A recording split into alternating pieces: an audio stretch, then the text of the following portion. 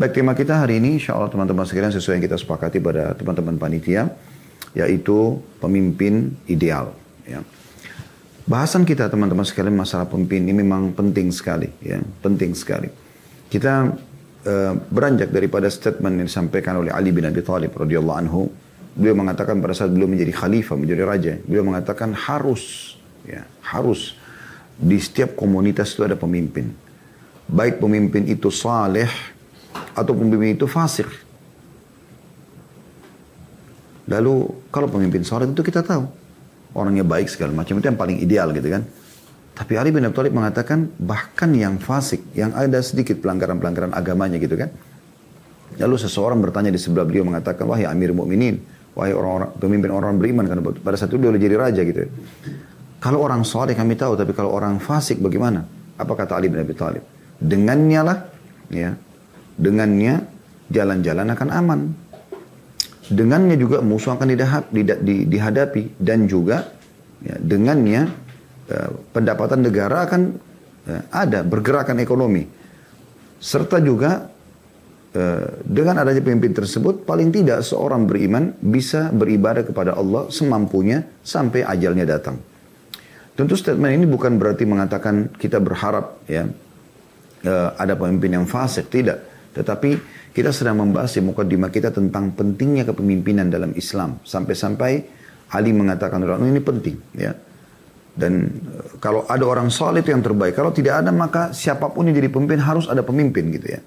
Kita bicara masih sekali lagi lingkup tentang bagaimana pentingnya kepemimpinan dulu. Nanti kita akan bahas tentang masalah pemimpin yang ideal ya.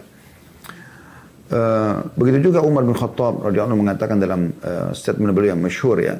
Kalau seandainya ya, aku yakin ada satu doaku yang pasti mustajab, maka aku akan berdoa agar pemimpin muslim mendapatkan hidayah ataupun mendapatkan petunjuk, karena dengan baiknya dia maka baiklah masyarakat dan buruknya dia buruklah masyarakat itu. Jadi artinya pentingnya ada pemimpin gitu. Dan kita lihat bagaimana Nabi SAW pada saat hijrah ke Madinah, beliau mengambil alih kepemimpinan di Madinah. Selain Nabi beliau juga menjadi raja ya. Kemudian bagaimana para sahabat Ridwanullah alaihim yang mereka menyaksikan turunnya wahyu dan hidup bersama Nabi SAW.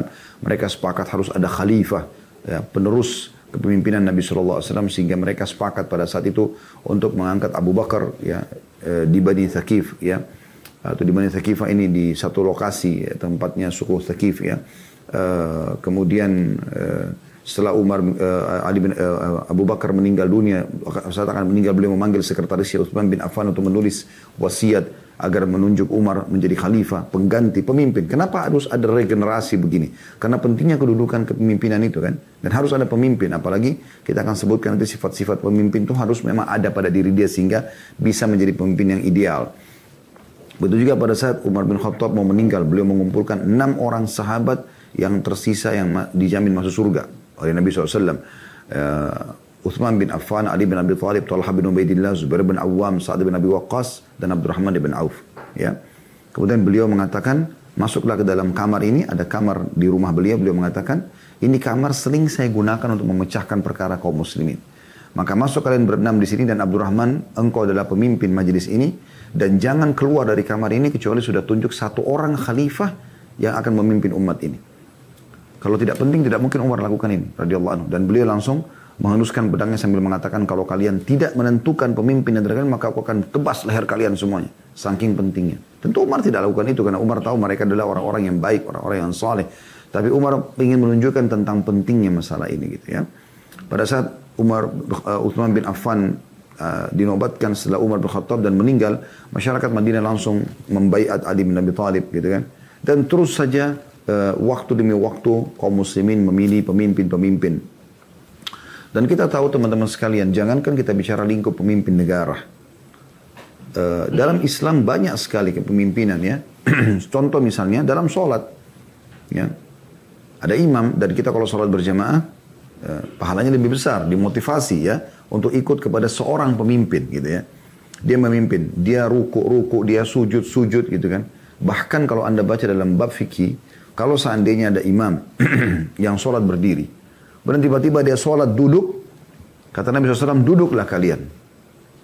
Kalau ada imam salah sholatnya, kita ingatkan, dia tidak mau tahu. Apakah kita berhenti sholat? Enggak. Misalnya dia lupa rakaatnya. Asar misalnya 4 rakaat. Dia berdiri lagi untuk rakaat yang kelima. Lalu kita ingatkan, subhanallah, bagi kaum laki-laki tentunya, mengucapkan ini. Dia tidak mau tahu. Dia yakin ini masih baru 3 rakaat. Apa yang kita lakukan? Kita berhenti? Enggak, kita wajib ikut. Gitu kan? Yang penting kita sudah ingatkan.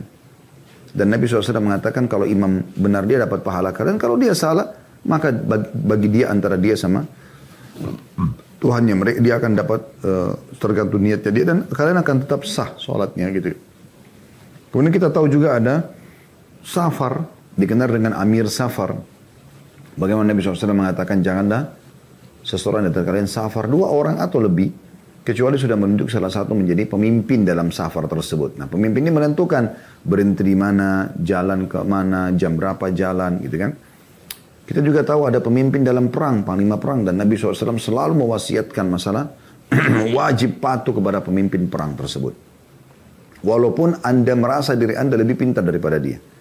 Contoh kasus bagaimana pada saat Amr bin As baru 3 bulan masuk Islam radhiyallahu anhu.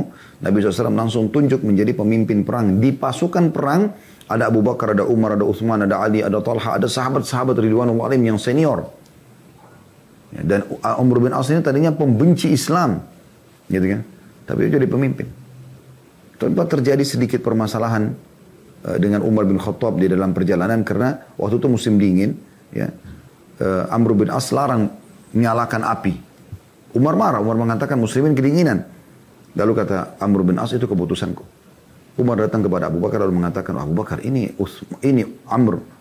Artinya siapa yang tidak tahu dia ini tadinya musuh Islam baru 3 bulan masuk Islam. Ya, kalau kita kayak sekarang baru anak kemarin nih.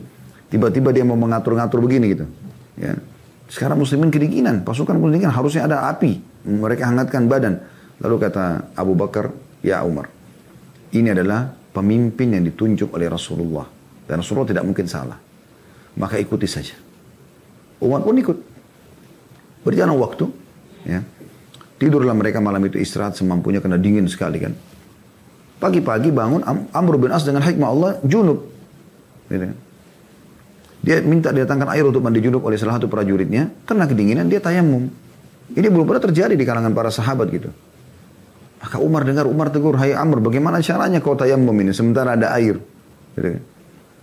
Amr bilang, saya tidak mungkin. Nah, dingin sekali nih, gitu kan. Umar tidak tahu harus kemana. Dia datang, dia tahu di pasukan yang paling alim sekarang adalah Abu Bakar. Datang kepada Abu Bakar. Abu Bakar, begini kejadiannya. Abu Bakar tetap mengulangi, wahai Umar, ini adalah pemimpin yang ditunjuk oleh Nabi SAW. Udah, ikuti saja. Akhirnya Umar ikut. Terjadi ada kecamuk perang, kemudian Amr bin As mengatur strategi perang. Setiap muslim satu harus bersama temannya, supaya kelihatan, supaya dia tahu temannya, ya, supaya saling bantu-membantu gitu. Karena mereka masuk ke pemukiman musuh, suku yang cukup besar, ribuan orangnya gitu. Setelah mereka masuk berhasil menang dengan izin Allah Subhanahu wa taala. Lalu yang terjadi, Amr bin As pada saat mereka sudah kocar-kacir musuh tersebut melarang pasukannya untuk menangkap tawanan perang tambahan. Udah, yang ada depan mata saja. Udah, yang penting kita sudah menang gitu. Umar juga sempat marah. Hai Amr, dari mana ini peraturannya? Selama ini Nabi SAW tidak pernah melarang kita menangkap berapapun banyak tawanan, ya. Maka Amr bilang itu keputusanku. Lalu kemudian Umar datang lagi kepada Abu Bakar, lalu Abu Bakar mengatakan, hai Umar, diingatkan sama ini adalah pemimpin Rasulullah. Ikuti saja. Maka Umar pun ikut. Udah. Akhirnya mereka pulang ke Madinah. Umar masih jengkel nih ya, gitu kan, karena kasus ini. Dan masih penasaran. Kepemimpinan Amr berlaku di kancah peperangan sampai pulang. Begitu tiba di kota Madinah, berarti udah selesai kepemimpinan Amr, Umar bin Khattab langsung menemui Nabi SAW dan mengatakan, ya Rasulullah, ada kejadian seperti ini. Maka Nabi SAW panggil Amr bin As, panggil sahabat-sahabat yang hadir di peperangan tersebut, lalu menanyakan bagaimana kasusnya gitu kan. Ditanyalah Amr pada saat itu, hai Amr, Umar mengeluhkan kalau kamu sempat ya melarang pasukan untuk membakar api. Kenapa? Padahal kan mereka kedinginan. Kata Amr, ya Rasulullah, kita ini jumlahnya cuma 300 orang. Karena waktu itu Sariyah, pasukan kecil ya. 300 orang. Kita mendatangi satu suku yang ribuan orang mereka dan personelnya kuat-kuat gitu. Kalau mereka menyadari keberadaan kita dengan adanya api, kelihatan kan di malam hari itu api, maka habislah kita 300 orang gitu. Tapi dengan tidak menyalakan api, kita bersabar sedikit dengan dingin malam itu, dan kita serang selepas sholat subuh, berhasil. Mereka tidak tahu jumlah kita, karena gelap gitu. Kata Nabi SAW, Amr benar. Ya. Kemudian setelah itu berkata lagi Nabi SAW, Umar juga mengatakan, kalau kamu tayamum sementara kamu junub. Kenapa? Bagaimana penjelasannya? Dia bilang, ya Rasulullah, airnya dingin sekali. Dan Anda tidak menunjuk pemimpin, kalau aku meninggal, kalau aku tunda, tidak ada yang Anda tunjuk penggantinya. Dan kalau aku mandi, bisa aku mati karena dingin sekali. Udara dingin, air dingin gitu. Ya. Maka aku tayamum. Kata Nabi SAW, Amr benar. Ya. Sampai keluar hukum fikih, bolehnya bertayamum di saat air cuaca sangat ekstrim dinginnya gitu. Dan dikhawatirkan malah seseorang kalau mandi mati gitu. Diganti dengan tayamum. Ini pada saat cuaca ekstrim ya. Alhamdulillah kita di Indonesia tidak seperti itu. Tapi ini hukum lah. Kemudian kata Nabi SAW, Umar juga mengatakan, kamu melarang untuk menangkap tawanan tambahan. Apa alasannya? Kata Amr, ya Rasulullah, jumlah kita 300. Kalau seandainya pasukanku tersebar dan sibuk menangkapin orang yang jumlahnya ribuan itu, maka akan kelihatan jumlah kita yang sedikit. Toh target kita adalah mengalahkan mereka. Dan kita sudah berhasil mengalahkan mereka. Target itu sudah ada. Dan juga harta rampasan perang sudah ada. Untuk apa kita tamak menambah orang? Maka kata Nabi SAW, Amr benar. Coba lihat bagaimana keputusan panglima perang sampai seperti itu. Ya. Ada hikmah-hikmah Allah SWT. Kita tahu dalam rumah tangga bagaimana Allah pilih suami sebagai pemimpin. Ya. Dan wajib dipatuhi oleh istri selama bukan maksiat kepada Allah. Keluar harus izin. Ya. Kemudian kalau diminta temanin lain dia harus penuhi. Intinya dia harus patuh. Bahkan istri yang patuh kepada suaminya, ya, itu dan meninggal dunia, suaminya ridho dengan dia, maka dia akan masuk dari 8 pintu surga manapun yang dia mau, gitu kan. Nah, begitu juga dengan hal-hal yang besar ya. Ini juga masuk dalam masalah lembaga. Kita tahu lembaga, yayasan, sekolah, universitas dan seterusnya. Memang butuh seorang pemimpin. Ya, ada kepala sekolah di sekolah-sekolah SMP, SMA, SD dan seterusnya. Ada rektor di universitas misalnya. Di setiap kuliah juga ada dekan-dekan ya, ada yang memimpin. Jadi memang ada kepemimpinan itu ya. Kita juga kalau bentuk tim khusus, tim apa gitu ya, pasti ada yang ditunjuk sebagai ketua tim, ketua panitia dan seterusnya. Ini semua ada. Nah begitu juga dengan pemimpin negara. Jadi memang harus ada pemimpin itu. Ya. Cuma memang sudah pernah kami bahas ini di beberapa tema yang lalu ya tentang masalah kepemimpinan. Kalau di komunitas Islam wajar kalau orang Islam yang memimpin, gitu kan? Kayak kita di Indonesia gitu. Kalau selalu ada yang mengatakan kenapa harus orang Muslim memimpin Indonesia? Karena memang kita mayoritas, gitu kan? Kita 80% lebih umat Islam. Kenapa bukan kita yang memimpin? Yang penting kan kita berlaku adil. Dan itu dicontohkan oleh Nabi SAW pada saat di Madinah kan kita. Sebagaimana juga tidak mungkin seorang Muslim memimpin misalnya di Australia. Ya, misalnya di Amerika, misalnya di beberapa wilayah di Eropa, karena memang kita minoritas, nggak mungkin. Mereka juga tidak akan terima. Nah, berarti sangat wajar secara rasional di Indonesia, di Malaysia, di Brunei, di mana-mana negara yang mayoritas Muslim tidak menerima pemimpinnya non Muslim. Dan itu wajar saja. Karena pasti akan beda kebijakan kan kita. Kalau umat Islam masih toleransi kayak kita di Indonesia, alhamdulillah, selalu saja kita ada toleransi. Orang non Muslim bisa beribadah sesuai dengan yang diinginkan. Tempat-tempat ibadah mereka silakan mereka jalankan, mereka punya hak seperti warga negara Indonesia, yang penting mereka tidak buat kerusakan dan hukum berlaku, kan gitu. Seperti itu kan. Kita tidak berbicara adanya beberapa individu Muslim yang bom gereja, yang itu ngawur, gitu. Itu salah. Gitu. Islam dia tidak mengatasnamakan Islam itu. Kalau memang itu boleh, maka kita semua akan melakukannya. Tapi mana orang-orang berakalnya umat Islam tidak pernah ada yang membom gereja. Kami tidak pernah menyampaikan, ayo kita serang gereja, bakar, ayo kita bom ini. Ayo, tidak pernah sama sekali. Dan memang tidak boleh. Tidak boleh. Dan setiap da'i Muslim yang mengikuti sunnah Nabi SAW pasti akan memungkiri perbuatan terorisme seperti ini. Kan gitu. Jadi, memang umat Islam wajar kalau memimpin. Kan? Nah ini poin yang perlu kita ketahui. Dan juga ada perkataan At-Turtushi ya, dalam kitab Sirajul Muluk yang menarik untuk dibahas juga. Beranjak daripada firman Allah SWT surah Al-Baqarah surah nomor 2 ayat 251 tentang masalah pentingnya kepemimpinan ya. Ini kisah tentang Nabi Daud alaihissalam pada saat diberikan pemerintahan oleh Allah SWT waktu dia membunuh raja zalim pada saat itu ya.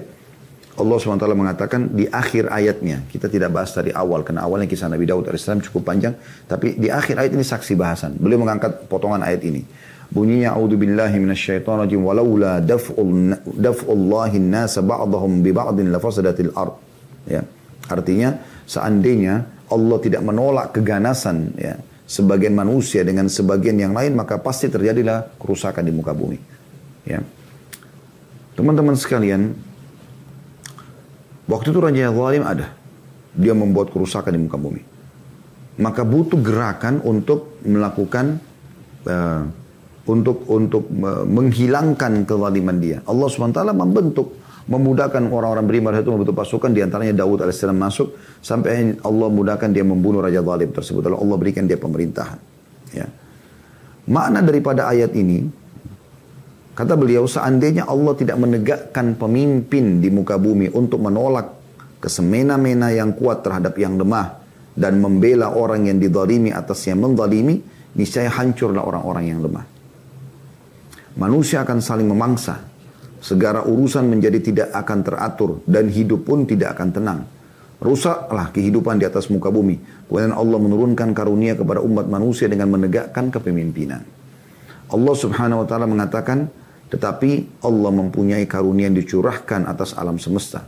Ya, sebagaimana dalam Al-Baqarah 251 ya. Yaitu mengadakan pemerintahan di muka bumi sehingga kehidupan manusia menjadi aman. Karunia Allah Subhanahu wa taala atas orang yang zalim ya, ialah dengan menahan tangannya dari perbuatan kezalimannya. Sedangkan karunianya atas orang yang zalimi ialah dengan memberikan keamanan dan bertahannya tangan orang yang zalim terhadapnya. Ya, seperti itu. Pemimpin ini teman-teman sekalian, dalilnya cukup banyak juga dalam Islam. Dan kalau ada di antara kita yang mengikuti acara ini, Allahu a'lam, dia diberikan oleh Allah SWT amanah kepemimpinan, terutama pemimpin negara. Ya. Baik dari presiden, kemudian jajarannya semua menteri-menteri, kemudian mungkin lingkup lebih di bawahnya, misalnya gubernur, di bawahnya lagi misalnya wali kota atau bupati, di bawahnya lagi mungkin kepada camat, lurah, RW, RT, itu semua ya jajaran kepemimpinan. Atau Anda mungkin memimpin lembaga ya. Maka renungi ini teman-teman sekalian. Ya.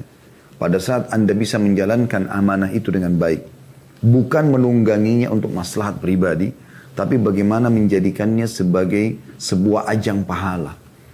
Setiap muslim itu yang berakal dan fahami agamanya, maka dia akan menunggangi apapun yang ada di depannya untuk mendapatkan rahmat Allah Subhanahu wa taala, untuk mendapatkan balasan di akhirat. Bukan mendapatkan manfaat dari apa yang sedang diamanahkan pada dia itu, ya. Ada banyak orang begitu menjabat, yang paling pertama dia pikirkan adalah apa yang harus saya dapatkan dari ya pekerjaan ini yang berupa maslahat pribadi, terutama materi. Korupsi terjadi akhirnya, gitu kan? Akhirnya manipulasi data, nepotisme dan segala macam hal yang bisa mereka lakukan. Dan ini sebenarnya bertolak belakang. Harusnya dia bagaimana mendahulukan yang paling pertama adalah menjadi pemimpin yang adil, yang memang dia tahu Allah mengawasi dan bagaimana ini ditunggangi untuk amal akhiratnya. Bayangkan teman-teman kacaunya kalau setiap orang memimpin, atau jangankan pemimpin, orang biasa saja. Kalau setiap kali Anda berteman dengan orang atau Anda menjadi pemimpin di satu tempat, lalu Anda berpikir, ya, manfaat apa yang saya bisa ambil dari orang ini secara materi, maka kapan Anda ikhlas? Kapan Anda mengejar akhirat? Ada orang begitu berteman, kenalan, yang paling pertama dia harus tahu ini orang pekerjaannya apa nih, ya. Bukan masalah ini orang ibadahnya seperti apa. Yang dia tolok ukurnya materinya, gitu kan. Sehingga selalu dia pikirkan, saya dapat apa nih? Kalau orang ini cuma pegawai biasa, langsung dipandang setengah mata. Bisa saja mungkin dia tidak pernah tinggalkan sholat malam. Dia selalu sholat on time 5 waktu di masjid. Mungkin doanya mustajab. Ya. Tapi banyak orang seperti itu.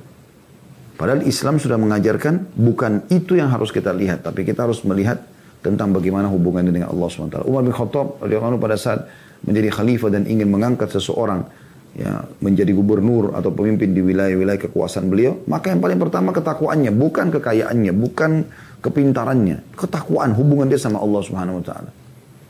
Setelah itu nanti Allah akan berkahi dari ketakwaan itu ya, ke bawah. Makanya banyak sahabat tapi yang boleh pilih adalah orang-orang yang sangat zuhud, orang yang sangat dekat dengan Allah SWT gitu kan. Dan kadang-kadang beliau pergi mengawasi sendiri, datang ke wilayah-wilayah yang ada gubernurnya lalu melihat rumah mereka terjadi perubahan atau tidak. Apakah dia pikir masalah pribadi dia atau masyarakatnya gitu. Lalu dia sering tanya masyarakat sekitar apakah dia adil atau tidak dan seterusnya. Ya. Kalau anda adil, teman-teman sekalian, renungi hadis ini. Kata Nabi SAW dalam hadis yang sahih, ya, thalathatun la turaddu da'watuhum. Ada 3 golongan yang tidak akan ditolak doa mereka. Dia minta doa pasti diterima. Siapa yang pertama? Al-imamul adil. Pemimpin yang adil. Ya, pemimpin yang adil. Ini, ya. Jadi anda kalau jadi pemimpin yang benar, maka begitu berdoa anda diijab. Adil. Kemudian yang kedua, wassaimu hatta yuftir. Ya.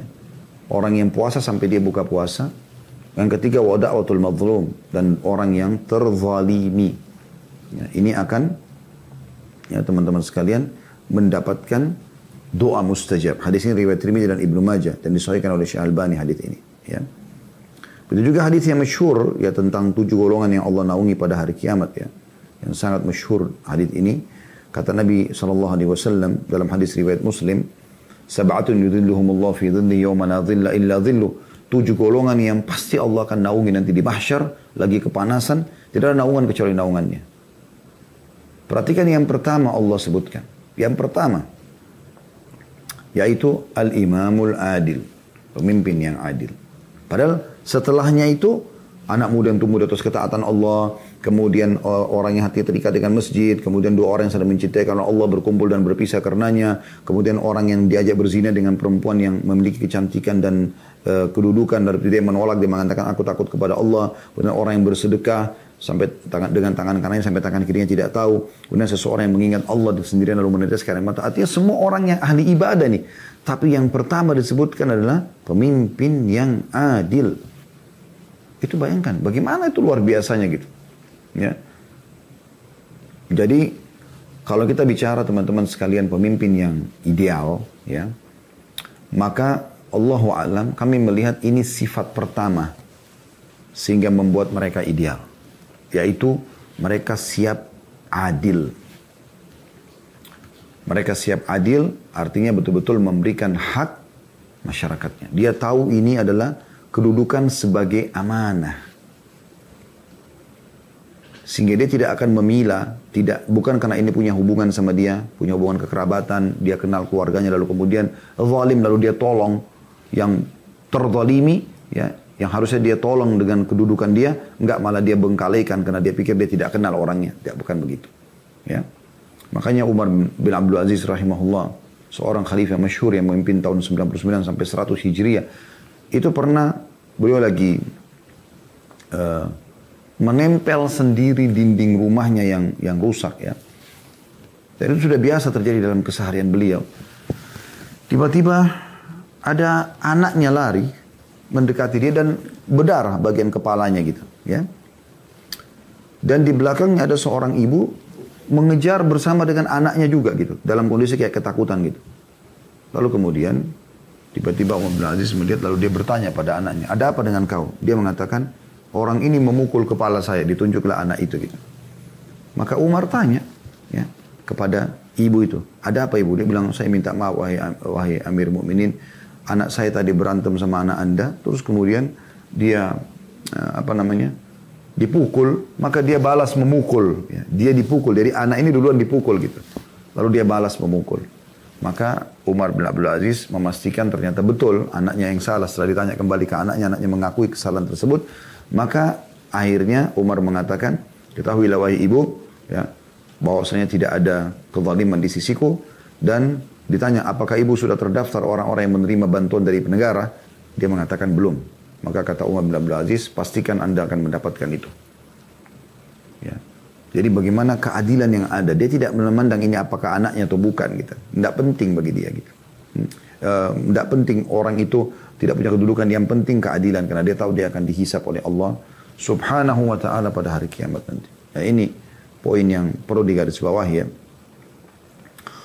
Dan kalau Anda teman-teman sekalian mau menambah, ya, banyak sekali perkataan-perkataan statement para salafus saleh tentang bagaimana pemimpin yang adil itu dapat kedudukan yang sangat tinggi. Misalnya Qais bin Sa'ad radhiyallahu anhu, ini sahabat Nabi. Qais sahabat, Sa'ad ibn Ubadah ayahnya juga sahabat ridwanullah alaihim. Dia berkata, sehari bagi imam yang adil lebih baik daripada ibadah seseorang di rumahnya selama 60 tahun. Ya. Saya ulangi kata Qais radhiyallahu anhu, sehari bagi imam yang adil lebih baik daripada ibadah seseorang individu di rumahnya 60 tahun. Karena dia kalau mengambil satu keputusan yang adil, maka akan maslahatnya kemana-mana gitu. Ya. Begitu juga Masruq berkata, rahimahullah, seorang tabi'in yang masyhur, andai kata aku memutuskan hukum dengan hak sehari saja, maka itu lebih aku sukai daripada aku berperang di setahun di jalan Allah. Kalau ada keputusan yang aku harus ambil, misalnya sebagai suami, misalnya sebagai seorang pimpinan lembaga, apalagi kalau sampai pimpinan negara ya. Kata Masruq, kalau aku mengambil satu keputusan adil, kebenaran aku tegakkan dan yang batil aku akan perangi gitu kan. Sehari saja, maka lebih aku cintai daripada setahun berperang di jalan Allah. Itu kan luar biasa. Abu Hurairah radhiyallahu anhu mengatakan, amal seorang imam yang adil terhadap rakyatnya, sehari saja, lebih utama daripada ibadah seorang ahli ibadah di tengah keluarganya selama 100 atau 50 tahun. Keputusan adil pemimpin ini. Ya. Sehari saja kata Abu Hurairah, lebih baik, lebih utama daripada ibadahnya ahli ibadah 50 atau 100 tahun di rumahnya. Ya. Itu kan luar biasa gitu. Ya. Kemudian juga dinukil dari Sa'ad bin Sulaiman bin Zaid bin Thabit. Ya. Ini cucunya Zaid bin Thabit, sahabat Nabi. Dia mengatakan, menetapkan hukum secara hak satu hari lebih utama di sisi Allah daripada sholatmu sepanjang umur. Itu saking luar biasanya pengaruh pemimpin adil. Makanya tadi dalam hadis 7 golongan yang Allah naungi itu, pemimpin adil yang pertama, karena memang ini keputusan mutlak. Ini sifat ideal pertama dari seorang pemimpin. Dia berlaku adil. Ya. Jadi dia betul-betul menjaga masalah itu.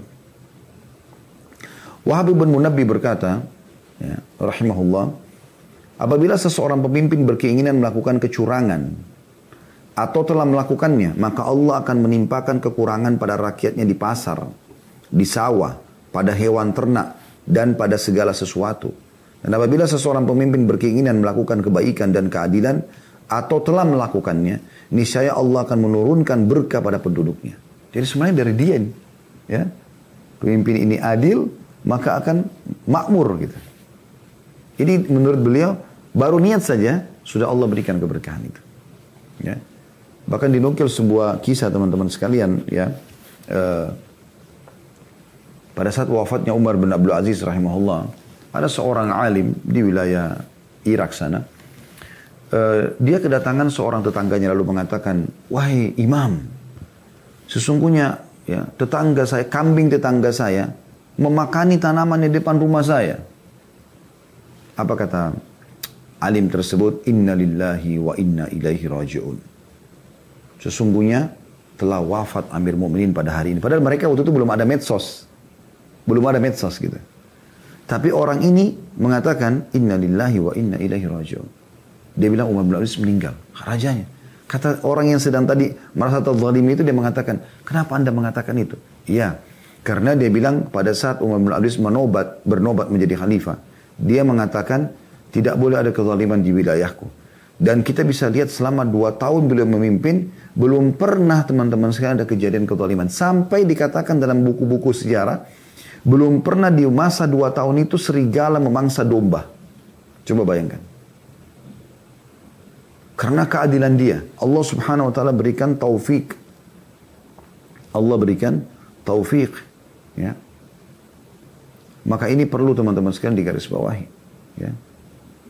Jadi harus betul-betul difahami kalau pemimpin itu baik. Sampai kalau dia rusak semuanya ini. Ya.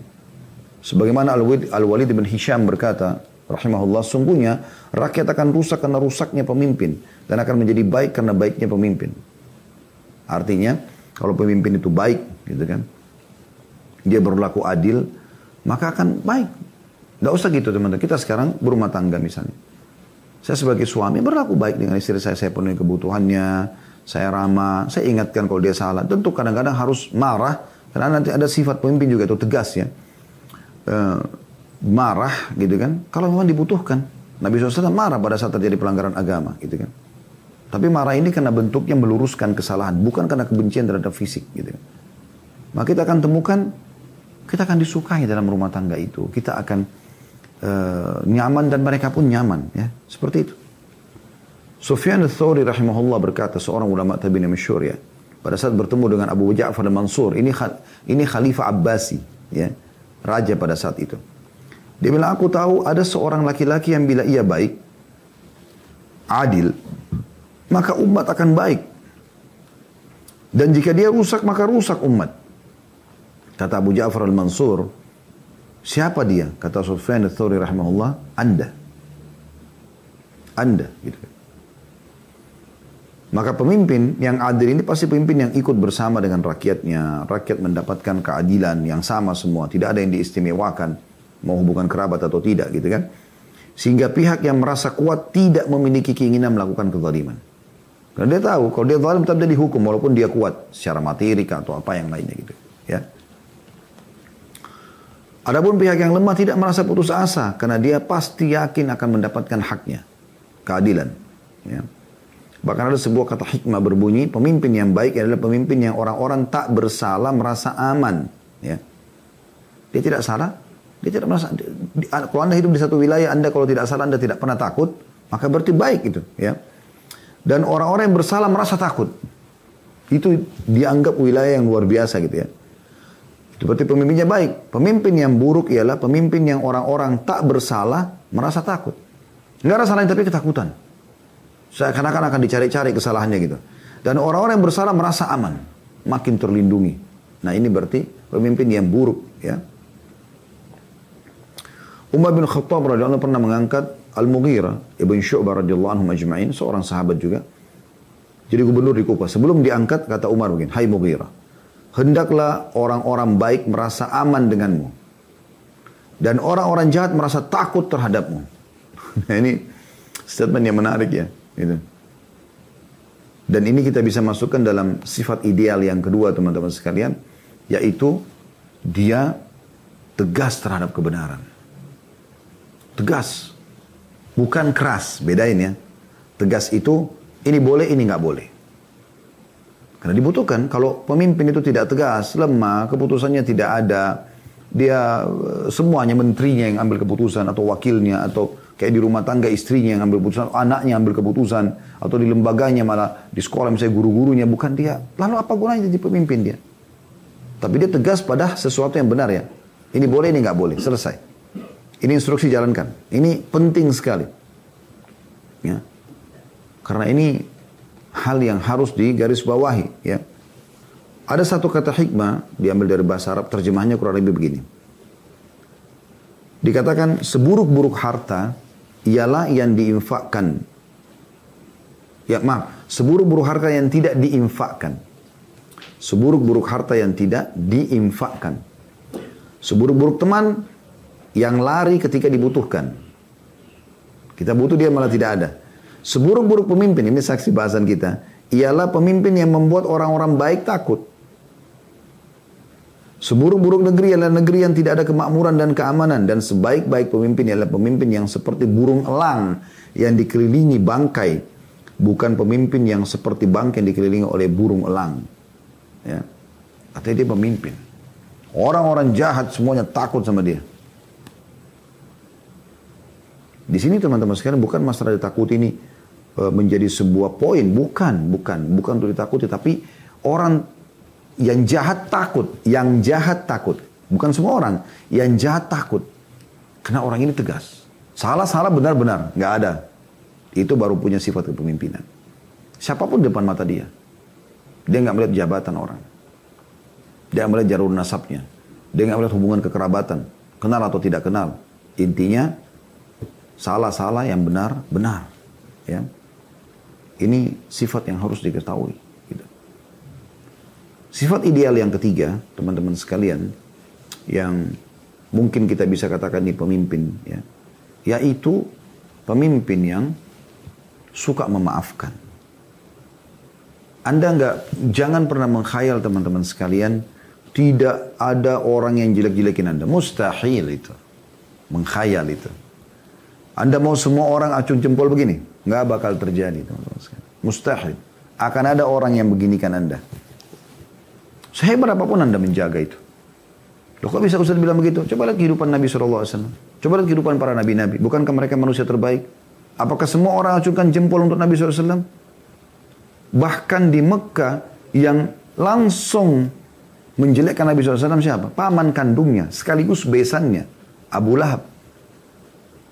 Saking bencinya dengan Nabi SAW dan Islam, dia suruh anak laki-lakinya menceraikan anak perempuan Nabi SAW. Dan dia sama istrinya yang Allah ceritakan dalam surah Masad, sengaja menghalang-halangi jalanan gitu kan. Bagaimana Syaibah, Al-Walid, Abu Jahal, kemudian banyak yang lain ya, yang memang membenci. Jadi tidak semua acung jempol. Tapi ada juga orang yang acung jempol. Abu Bakar, Umar, pemimpin-pemimpin Mekah. Memang sudah begitu. Sunnatullah. Waktu beliau sudah punya kekuatan di Madinah. Apakah semua orang langsung mengacung jempol karena Nabi SAW? Tidak, ada kaum munafikin yang tidak suka. Tapi yang perlu kita garis bawahi, selama kita di atas kebenaran agama Allah Subhanahu Wa Taala, berarti yang suka kita orang-orang yang sejalan dengan kita pastinya. Yang juga mencintai Allah. Yang tidak sejalan sama kita itu yang benci. Nah, itu orang munafik, orang-orang yang jauh. Sudah begitu, itu tolak ukurnya. Yang penting Anda tahu Anda benar. Nah, pemimpin di sini lebih mendahulukan memaafkan. Bagaimana pada saat orang-orang munafik di Madinah dikenal menjelek-jelekkan Nabi SAW, menyebarkan isu bohong segala macam. Beberapa kali sahabat Umar bin Khattab, Khalid bin Walid radhiyallahu anhu ajma'in menawarkan, ya Rasulullah izinkan saya tebas lehernya, bunuh saja. Kalau kita berpikir ya, kalau mau pakai akal manusia, bukan menggunakan hukum Allah, ya matikan selesai, habis bahayanya gitu kan, tidak akan mengganggu lagi. Tapi tidak. Nabi SAW mengatakan apa? Jangan. Nanti orang-orang akan berkata Muhammad membunuh sahabatnya. Orang ini statusnya muslim sekarang. Dan dia hidup bersama aku berarti dianggap sahabat. Maka jangan. Kalau ada yang kejahatan dilakukan, dihukum. Tapi jangan dibunuh. Kecuali memang perbuatan yang mengharuskan membunuh gitu. Dan Allah SWT mengatakan kepada Nabi Muhammad SAW dalam surah Al-A'raf, surah nomor 7 ayat 199, A'udzu billahi minasyaitonir rajim, khudil afwa wa'mur bil urfi wa'arid 'anil jahilin. Jadilah engkau pemaaf, ya. Dan suruhlah orang mengerjakan yang ma'ruf, yang baik-baik, ya. Serta berpaling dari orang-orang yang bodoh. Kalau orang itu mau menjelekkan Anda, mau memfitnah Anda, bodohan, Anda tidak lakukan apa-apa. Biarin aja. Ada Allah yang mengawasi dia dan Allah punya cara memberhentikan dia. Tak perlu Anda habiskan energi untuk itu. Anda tetap kerja saja. Tunjukkan kinerja Anda. Tunjukkan kebahagiaan. Allah punya cara. Itu sudah jadi rahasia umum dan kaidah umum, teman-teman sekalian. Ya. Tapi di sini Allah menyuruh Nabi SAW sebagai pemimpin, jadilah engkau pemaaf. Karena kalau setiap orang yang menjadikan kita jengkel, kita mangkel, kalau yang jengkel sama kita 100 orang, berarti kita sedang terbebani dengan 100 orang yang kita jengkeli. Untuk apa? Nggak perlu. Nggak usah bergaul sama mereka. Ya, lupain seperti tidak ada aja. Udah. Sederhanakan. Ini resep awet muda juga sekalian. Teman-teman sekalian. Dan Allah juga menyebutkan dalam surah Al-Imran, surah nomor 3 ayat 134. Ya. A'udzu billahi minasyaitonir rajim. Alladzina yunfiquna fis sarra'i wad dharra'i wal kadhiminal ghaidha wal 'afina 'anil nas. Wallahu yuhibbul muhsinin. Orang-orang yang menafkahkan hartanya, baik di waktu lapang maupun sempit, dan orang-orang yang menahan amarahnya, ya, pada saat dia bisa melampiaskan. Kadhimil ghaidh itu emosi yang bisa kita lampiaskan karena kita sebenarnya benar gitu kan. Dan suka memaafkan orang lain, dan Allah menyukai orang-orang yang berbuat kebajikan. Sebenarnya sih, mungkin Anda mengatakan, enak benar orang itu sudah buat jahat, saya maafin. Ya, Anda tidak sadar atau tidak menyadari teman-teman, Allah lebih tahu kenapa kita disuruh memaafkan. Karena Allah tahu orang yang suka memaafkan dadanya lapang. Udah dilupain aja. Gini, dan kalau Anda memaafkan seseorang yang berbuat salah, Anda dapat pahala di sisi Allah SWT. Dia, ya, kalau Anda tidak ucapkan di depan dia, sudahlah orang ini, oh sudah saya maafin. Antara Anda sama Allah SWT. Dia tidak terlepas dari hukum sampai dia minta maaf juga. Kecuali Anda bahasakan ke depan dia, udah saya sudah maafin kamu ya. Ya. Aisyah berkata radhiyallahu anha, aku tidak pernah melihat Rasulullah SAW membalas dendam terhadap kezaliman. Padahal beliau mampu. Ya. Yang dilakukan terhadap beliau tidak pernah. Gitu. Hanya saja bila sesuatu dari hukum Allah dilanggar, maka tidak ada satupun yang dapat menghadang kemarahan beliau SAW. Pada saat beliau berdakwah di Taif, dilempari batu. Sudah keringatan, diusir, jalan kaki dari Mekah ke Taif. Sekarang aja kalau naik mobil teman-teman 1 jam, 1 jam setengah baru sampai ke Taif. 1 jam lah kurang lebih. Jauh naik mobil ya. Kecepatan dari 100 km per jam. Nabi SAW jalan kaki dulu. Capeknya luar biasa gitu. Hanya untuk menyampaikan Islam. Tiba di sana ditolak. Dan pemimpin mereka di Taif itu mengambil batu. Suruh masyarakat ambil batu, lempar kaki Nabi SAW yang sedang diangkat. Sampai berdarah-darah. Keluar dari pintu gerbang, ditutup pintu gerbang, dipermalukan, tanda kutip di sini. Nabi SAW jalan, tertati-tati dalam kondisi seperti lalu beliau mengatakan di bawah sebuah pohon lagi panas keringatan, ya Allah, kemana engkau akan arahkan aku? Karena Mekah tolak dakwah, ke Taif tolak. Beliau waktu itu tidak punya inisiatif, belum punya tempat lain, Madinah belum terbuka pada saat itu. Maka dia mengatakan, kemana engkau arahkan aku ya Allah? Kepada musuh yang akan menghancurkanku, atau kepada masa depan yang tidak jelas. Tapi kalau engkau tidak marah padaku ya Allah, aku tidak peduli. Maka langsung Jibril datang bersama malaikat yang khusus mengurus semua gunung-gunung di muka bumi ini. Kata Jibril, hai Muhammad, Allah telah mendengar yang kau ucapkan ini. Bersama aku sekarang Allah utus malaikat penjaga gunung. Tinggal kau perintahkan saja. Dia bisa menyatukan antara gunung-gunung 2 kota ini, Mekah sama Taif. Dua-duanya habis sejarah. Dalam sejarah manusia habis semuanya. Toh juga dakwahmu akan tersebar. Atau kau maafkan mereka, dan dakwamu akan tersebar. Bayangkan pilihan dalam kondisi berdarah-darah, emosi nih kan. Apa kata Nabi SAW? Aku memaafkan mereka. Semoga saja dari keturunan mereka keluar orang-orang yang beriman kepada Allah. Keluar dari Al-As bin Wa'il, Amr bin As. Keluar dari Khattab, Umar. Ya. Keluar dari Abu Jahal. Ada Ikrimah. Dari sahabat-sahabat yang mulia ini. Ridwanullah alaihim. Gitu kan. Ada kejadian unik ya. Uyainah bin Hasan berkata pada saat pada saat masuk menemui Nabi SAW. Ini Uyainah ini orangnya kasar sekali gitu. Kasar sekali gitu. Dan dia masuk bertemu dengan Umar lalu dia mengatakan, hai Ibnu Khattab, demi Allah engkau tidak memberi kami secara cukup dan engkau tidak menghukum di antara kami secara adil. Tanpa salam, tanpa apa, orang ini badui kasar gitu. Ini memang orang dari zaman Nabi SAW, dia sahabat juga. Tapi dari zaman Nabi SAW ini kepala suku Gatafan ya. Selalu buat masalah gitu. Dia sebenarnya mau minta sesuatu sama Umar. Minta dikasih duit ke apa. Tapi caranya langsung, engkau tidak adil hai Umar. Umar bin Khattab ditantang begini. Langsung Umar pakai tongkatnya dihantam sama Umar. Ya. Dikatakan dari luar, marahlah Umar pada saat itu. Lalu beliau memukulnya. Karena ini ngawur ini. Ngomongnya nggak masuk akal, nggak sopan, nggak apa gitu ya. Maka ada orang di sebelah Umar mengatakan, ya Amir Mu'minin, sesungguhnya Allah berfirman, khudil afwa, wa'mur bil urfi, wa'arid anil jahilin. Jadilah engkau pemaaf. Yang tadi turun ya, Al-A'raf 199, surah nomor 7. Jadilah engkau pemaaf. Ini kepada Nabi SAW dan tentu kepada umatnya juga gitu kan. Jadilah engkau pemaaf. Ya. Dan perintahkan orang berbuat baik. Berikan mereka edukasi, pemahaman supaya mereka tahu itu adalah salah gitu kan. Dan tinggalkan orang-orang jahil. Ini orang jahil ya Amir Mu'minin. Orang ini jelas bodoh. Ngapain dilayani? Gitu kan? Untuk apa bisa energi buat itu? Maka kata perawi riwayat ini, demi Allah, ketika mendengar itu Umar pun langsung tiba-tiba terdiam. Karena dia tahu Allah suruh. Dan dia berhenti ya, untuk tidak lagi memukul orang tersebut atau menghukumnya gitu kan. Dan cukup banyak sabda Nabi SAW, irhamu man fil ardi yarhamkum man fis sama.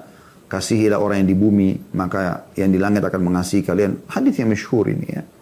Dan ini diprioritaskan pada pemimpin harusnya. Bagaimana dia melakukan itu. Ya, bagaimana dia melakukan itu. Ya. Sifat yang ketiga, teman-teman sekalian, yang ideal ya, dari pemimpin ideal adalah bagaimana mereka amanah. Amanah. Artinya, apa yang merupakan hak dia, boleh dia ambil. Yang bukan hak dia tidak boleh. Kan banyak pemimpin tidak amanah. Yaitu mereka coba misalnya mengambil yang bukan haknya, menggunakan fasilitas yang bukan haknya, hanya karena power yang dia miliki. Nah, ini tidak boleh. Ya.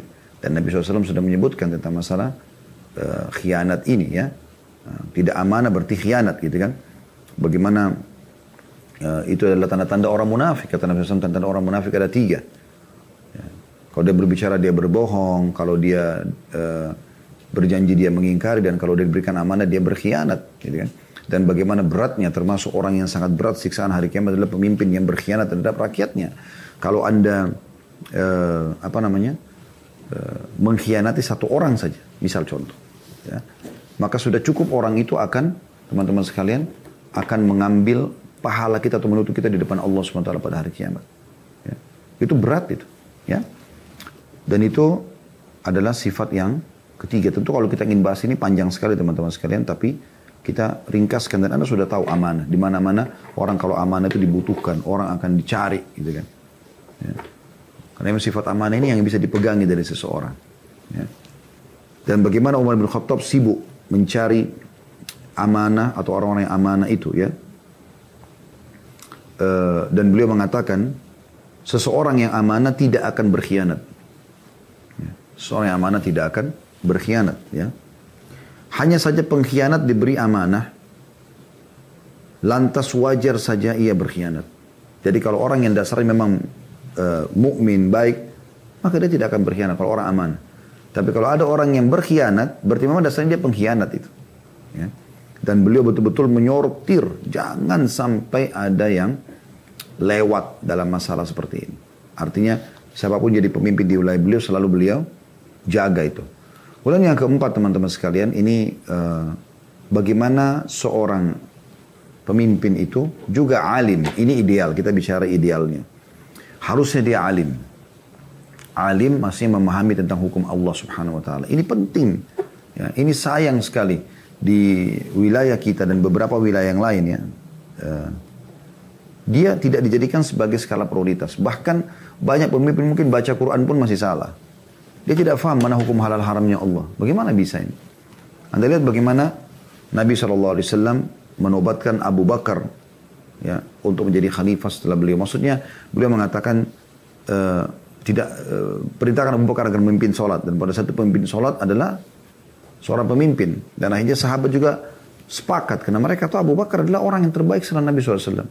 Bagaimana Abu Bakar mengatakan kepada Uthman bin Affan, waktu menulis wasiat dan tulis nama Umar, dia mengatakan, iya, Umar orang yang paling pantas untuk memimpin karena dia adalah orang yang paling faham hukum halal haramnya Allah dari umat ini. Begitu juga Umar bin Khattab pada saat mengumpulkan 6 orang sahabatnya masuk surga. Ini dianggap ulamanya, gitu kan. Jadi kadang-kadang ada orang yang menganggap ulama itu tidak perlu menjadi pemimpin. Loh ini aneh ini. Harusnya mereka yang paling paham hukum halal Allah itu diangkat jadi pemimpin. Itu idealnya. Ya. Memang seperti itu. Dan kita lihat para sahabat Nabi Khulafaur Rasyidin itu mereka 4 orang ini, Abu Bakar, Umar, Utsman, Ali radhiyallahu anhum ajma'in, ini adalah ulamanya sahabat. Dan dengan memahami hukum Allah Subhanahu wa taala mereka berlaku adil akhirnya. Mereka bisa jalankan semuanya. Kasus teknis mereka bisa dibantu nantinya. Masalah administrasi, masalah ini memang ada orang-orang yang ahli di bidangnya, kayak masalah akuntansi, masalah finance, masalah apa, masalah itu semuanya bisa diatur, ya. Tetapi kita butuh dia dengan ilmu agamanya. Itu yang penting. Ini yang luput teman-teman sekalian. Yang kalau sholat, dia sholat duluan. Maka masyarakatnya akan sholat pasti itu. Dengan sendirinya karena dia peduli dengan itu kan. Dia jaga yang haram. Maka masyarakat juga akan jauh dari yang haram. Kenapa sekarang banyak di wilayah-wilayah kaum muslimin yang haram tersebar luas? Karena memang mereka tidak tahu itu halal atau haram sih. Kasus riba tersebar di mana-mana. Zina di mana-mana. Segala macam. Karena bagi mereka nggak penting. Ini kenapa? Karena bukan alim. Tapi kalaupun ada pemimpin yang bukan seorang alim, maka ada satu resep penyelamat bagi dia. Yaitu dekat dengan para ulama. Ini garis penting, garis bawah ini teman-teman sekalian. Karena kalau mereka jauh dari ulama, maka akan hancur semuanya. Siapa yang akan memandu mereka? Orang-orang jahil dari sisi agama, maka pasti jadi haram, haram pun jadi halal. Coba kita renungi sama-sama dengan hadis Nabi SAW ini ya. Yang kata Nabi SAW, hadis ini diriwayatkan oleh Bukhari. Inna Allah la yaqbidul ilma intiza'an yantazi'uhu minal ibad. Sesungguhnya Allah tidak menarik ilmu itu, ya mengangkat ilmu itu dengan seketika.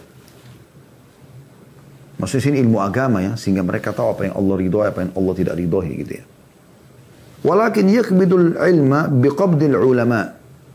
Tetapi Allah mengangkat ilmu itu dengan mewafatkan para ulama. Hatta idza lam yabqa aliman ittakhadha an-nasu ru'usan juhalan. Sampai kalau sudah tidak lagi orang alim, tidak peduli lagi dengan keberadaan mereka ataupun mereka sudah wafat, maka mulailah orang akan mengambil pemimpin-pemimpin yang bodoh. Ya. Fasu'ilu fa'aftau bighairi ilmin fadallu wa adallu. Dan pada saat mereka ditanya, maka mereka bicara tanpa ilmu. Akhirnya mereka sesat lagi menyesatkan. Ini terjadi. Apa Imam Turtusi mengatakan rahimahullah? Resapilah hadits ini baik-baik. Sesungguhnya musibah menimpa manusia bukan karena ulama. Bila para ulama telah wafat lalu orang-orang jahil mengeluarkan fatwa atas dasar kejahilannya, maka itulah musibah yang menimpa manusia. Ya. Jadi kedudukan mereka ini penting. Ada lagi hadis lain ya, yang Anda perlu renungi ya. Bagaimana Nabi SAW mengatakan, al-ulama warathatul anbiya. Para ulama pewarisnya para nabi. Ini mutlak. Nabi-nabi siapa? Pemimpin manusia yang menerapkan hukum Allah Subhanahu wa taala, gitu ya. Maka pewaris para nabi pada saat nabi meninggal siapa? Para ulama. Tentu kita bicara sini ulama rabbani. Ulama yang betul-betul faham tentang hukum halal-haramnya Allah dan dia terapkan dalam kehidupan mereka. Bukan hanya sekedar status saja. Ya. Status gelar.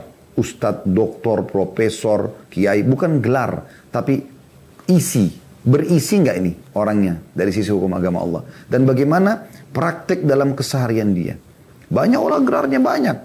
Tapi nggak ada praktek dalam hidupnya. Ya. Ini perlu digarisbawahin. Dia harus berilmu. Ini sifat yang keempat ya. Sifat yang kelima teman-teman sekalian, dia harus sehat. Jasmani, rohani ya. Dia tidak cacat gitu. Dan ini sudah umum. Karena bagaimana kalau dia misalnya memimpin sementara dia cacat secara fisik, susah gitu kan. Pemimpin kan butuh cekatan. Ya. Ini termasuk yang kelima ya. Dia harus selamat dari itu. Kemudian yang keenam teman-teman sekalian, dia berani, punya sifat keberanian membela kebenaran, wilayahnya, mempertahankan wilayahnya dan kebenaran itu. Di sini berani dalam menghadapi musuh di sini. Karena kalau dia lemah, susah. Ya. Anda bisa lihat bagaimana Al-Mawardi rahimahullah dalam buku Al-Ahkam Sultaniyah menyimpulkan tadi yang kita sampaikan itu. Kata beliau, syarat-syarat pemimpin dan idealnya adalah yang pertama adil dengan ketentuan-ketentuannya. Tadi sudah kita sebutkan yang pertama adil. Yang kedua kata beliau ilmu yang bisa mengantar kepada ijtihad dalam menetapkan permasalahan kontemporer dan hukum-hukum. Bahkan kalau dia seorang alim tadi kita jelaskan, dia nggak butuh fatwa sebenarnya. Karena dia sudah tahu. Abu Bakar mengambil keputusan kecuali memang butuh musyawarah, mendengar pendapat baru beliau bermusyawarah. Kalau sesuatu yang sudah beliau tahu beliau menerapkan. Yang ketiga sehat jasmani berupa pendengaran, penglihatan, lisan agar ia dapat menangani tugas kepemimpinannya. Kalau tuli susah, kalau bisu susah, kalau buta susah kan gitu. Kemudian ya, yang kemudian normal, tidak cacat. Di sini beliau pisahkan 3 sama 4, tapi ini beliau mengatakan yang tidak menghalangi untuk bergerak dan bereaksi. Yang kelima bijak. Ya. Tadi kalau kita bahasakan itu tegas, bijaksana juga oke ya. Yang bisa digunakan untuk mengurus rakyat dan mengatur kepentingan negara, kata beliau. Dan ini kita bisa masukkan dalam sifat yang keenam masalah bijaksana. Gitu. Ya. Lalu yang keenam berani kata beliau. Yang bisa digunakan untuk menghadapi wilayah dan musuh-musuh. Ini kata beliau 6. Jadi kita sudah ada 7 ya. Sifat idealnya pemimpin tersebut. Ya. Kemudian juga Muhammad Lamin Shinkiti mengatakan. Salah satu ulama ya, pengarang buku tafsir. Beliau mengatakan pemimpin haruslah seorang yang mampu menjadi qadi atau hakim bagi rakyatnya atau kaum muslimin. Haruslah seorang alim mujtahid yang tidak perlu lagi meminta fatwa kepada orang lain dalam memecahkan kasus-kasus yang berkembang di tengah masyarakatnya. Jadi kembali kepada hukum Allah SWT. Itu yang dimaksud. Ibnu Muqaffa dalam kitab Al-Adabul Kabir dan Adabus Saghir menyebutkan pilar-pilar penting yang harus diketahui seorang pemimpin. Tanggung jawab kepemimpinan merupakan sebuah bala yang besar kata beliau. Cobaan yang besar. Gitu kan. Seorang pemimpin harus memiliki 4 kriteria yang merupakan pilar dan rukun kepemimpinan. Di atas keempat kriteria ini ada kepemimpinan, sebuah kepemimpinan akan tegak, kata beliau. Yaitu tepat dalam memilih. Jeli. Nah ini kalau kita tambahkan, berarti masuk dalam poin yang ke-8 ya. Kemudian keberanian dalam bertindak, ini sudah kita masukkan tadi ya, di poin kita. Kemudian ditambahan juga, ini bisa masuk yang ke-9, pengawasan yang ketat atau jeli. Dan keberanian dalam menjalankan hukum. Lalu beliau bilang, pemimpin tidak akan bisa berjalan tanpa menteri dan para pembantu. Dan para pemimpin tidak akan bermanfaat tanpa kasih sayang dan nasihat. Dan tidak ada kasih sayang tanpa akal dan bijaksana dan kehormatan diri. Lalu beliau bilang, ini sebagai penutup ya, para pemimpin hendaklah selalu mengawasi para bawahannya dan menanyakan keadaan mereka supaya ideal ya. Sehingga, kata beliau, ia atau keadaan bawahan tidak ada yang tersamar baginya. Ada kan orang begitu, pemimpin dia cuma tahu urusan dia sama orang terdekat dia. Semua yang lain dia tidak perlu tahu. Makin luas lingkup kekuasaan Anda, maka makin luas harus Anda tahu semua tentang keadaan. Tidak ada yang samar. Yang baik maupun yang buruk, kata beliau. Setelah itu janganlah ia membiarkan pegawai yang baik tanpa memberikan balasan. Prestasi kasih. Dan janganlah membiarkan pegawai yang nakal dan yang lemah tanpa memberikan hukuman ataupun tindakan atas kenakalan dan kelemahannya itu. Jika dibiarkan maka pegawai yang baik akan bermalas-malasan karena tetap tidak ada prestasinya gitu kan, sama aja. Saya rajin atau tidak rajin, tidak ada rewardnya gitu kan. Dan pegawai yang nakal akan semakin berani karena tidak pernah ada hukuman. Jika demikian kacaulah urusan dan rusaklah pekerjaan. Allahu a'lam. Jadi ini bahasan kita insya Allah, semoga bisa diambil pelajaran darinya.